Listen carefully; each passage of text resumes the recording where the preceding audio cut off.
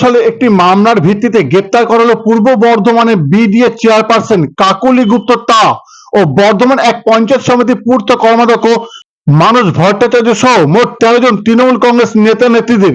এই ঘটনায় ব্যাপক চাঞ্চল্য সৃষ্টি হয় বর্ধমান কোর্ট চত্বরে।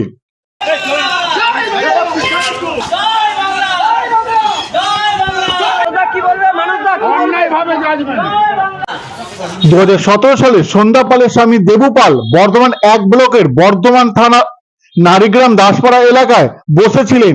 সেই সময় বেশ কিছু লোকজন এসে দেবু পালকে ব্যাপক মারধর করে। দুষ্কৃতীদের মারের আঘাতে দেবু পালের চোখে গুরুতর জখম হয়। 2017 সালে 6 সেপ্টেম্বর এই কেসটি শুরু হয়। এই ঘটনায় জড়িত থাকার অভিযোগে কয়েকজনকে গ্রেপ্তার করা হয়, পরে তারা জামিনে ছাড়া পায়।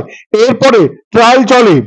2017 সালে কেসের পরিপ্রেক্ষিতে আজ বর্ধমান বিডিএ চেয়ারপারসন কাকলি গুপ্ত তা, বর্ধমান এক পঞ্চায়েত সমিতির পূর্ত কর্মাধ্যক্ষ মানস ভট্টাচার্য, রায়ান এক গ্রাম পঞ্চায়েতের প্রধান কার্তিক বাগ, রায়ান এক গ্রাম পঞ্চায়েতের অঞ্চল সভাপতি শেখ জামাল সহ মোট 15 জন তৃণমূল কংগ্রেস নেতা নেত্রীদের হাজিরা দেওয়ার ডেট ছিল। এরপরে তাদেরকে গ্রেপ্তার করা হয়। এর মধ্যে দুজনকে বেকসুর খালাস করে বাকি 13 জনকে জেল কাস্টডিতে নিয়ে যাওয়া হয়। বর্ধমান থেকে সঞ্জিত কি রিপোর্ট, ডিপি নিউজ পূর্ব বর্ধমান। ঘটনাটা ছিল ইংরেজি 5/9/17 তারিখে একজন সন্ধ্যা পাল বলে একজন একটা কমপ্লেন করে যে ওনার স্বামী দেবু পাল ওই সময় ওই পাড়ার ওখানে বসেছিল। সেই সময় বেশ কিছু লোকজন এসে ওনার স্বামীকে প্রচণ্ডভাবে মারধর করে এবং ওনার স্বামীর চোখে গুরুতর জখম হয় এবং এই হিসেবে 15 জনের নাম করেছিল এবং বলেছিল আরও অনেকজন আছে যাদের আমরা চিনিও না জানিও না।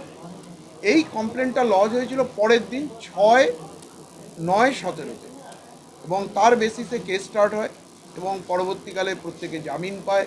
জামিন পাওয়ার পরে ট্রায়াল চলছিল।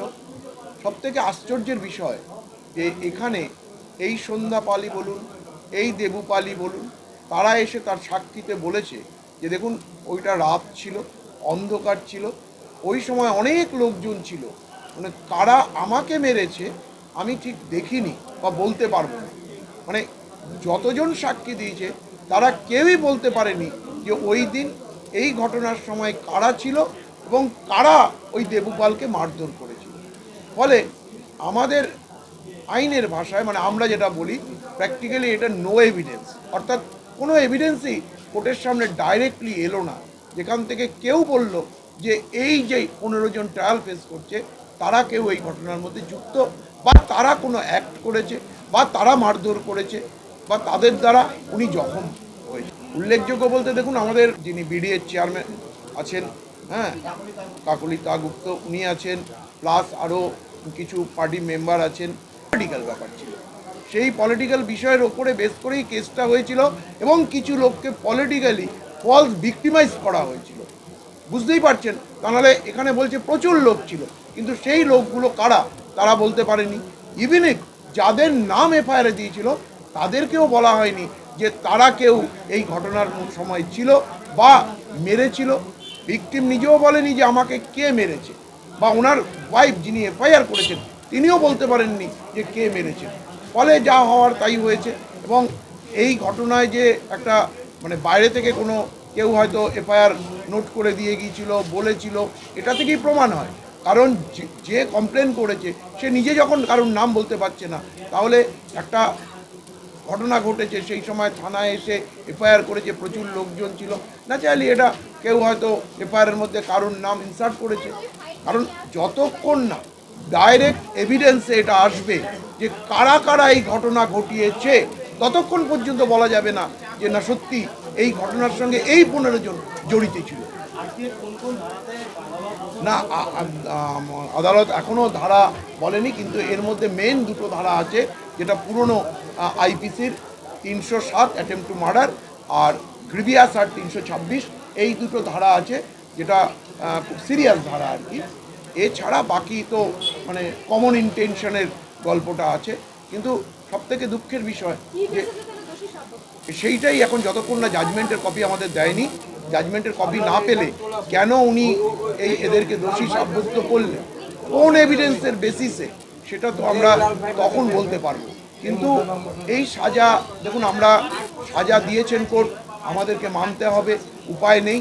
কিন্তু আমরা মনে করি যে এই সাজা টিকবে না এবং আমরা অনারেবল কোর্টে এর মানে খুব কুইক রিলিফ পাবো। কিন্তু আপাতত তো এই লোকগুলো খুব সমস্যার মধ্যে রইল, কারণ না 13 জনকে দোষী সাব্যস্ত করেছে, 2 জনকে বেকসুর মুক্তি দিয়েছে, কাস্টডি নিয়ে কালকে, আগামীকাল ফার্স্ট ট্র্যাক সেকেন্ড। বিচারকের নাম হচ্ছে আমাদের অরবিন্দ মিশ্রা।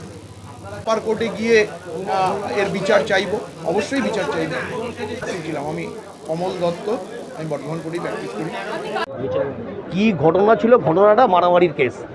তবে আজকে কিন্তু আমি কোনো বেশি কিছু বলতে পারবো না, কারণ যেহেতু কোর্ট কেসটা যতদূর সম্ভব, যতটুকু মনে পড়ছে 2017 সালের কেস, মারামারির কেস ছিল একটা। তাতে 15 জন আসামি ছিল। সাক্ষী হওয়ার পরে কোর্ট 13 জনকে কাস্টডিতে নিয়েছেন, 13 জনকে কাস্টডিতে নিয়েছেন, 2 জনকে ছেড়ে দিয়েছেন। এই কালকে জাজমেন্ট, আজকে কাস্টডি নিল, কালকে প্রোনাউন্স করবে, সাজাটা কালকে ঘোষণা করা হবে। দোষী সাব্যস্ত আজকে 13 জনকে, আর কালকে জাজমেন্ট হবে। হ্যাঁ, কে কে রয়েছে, আসামিরা আছে, আবার কি কে কে রয়েছে? হ্যাঁ আছে, মানসবাবু আছে, আরও অনেকে আছে। কালকে ডিটেলস বলে দেবো। আমার নাম হরিদাস মুখার্জি, আমি সরকারি আইনজীবী। এই কেসের আমি পেটি।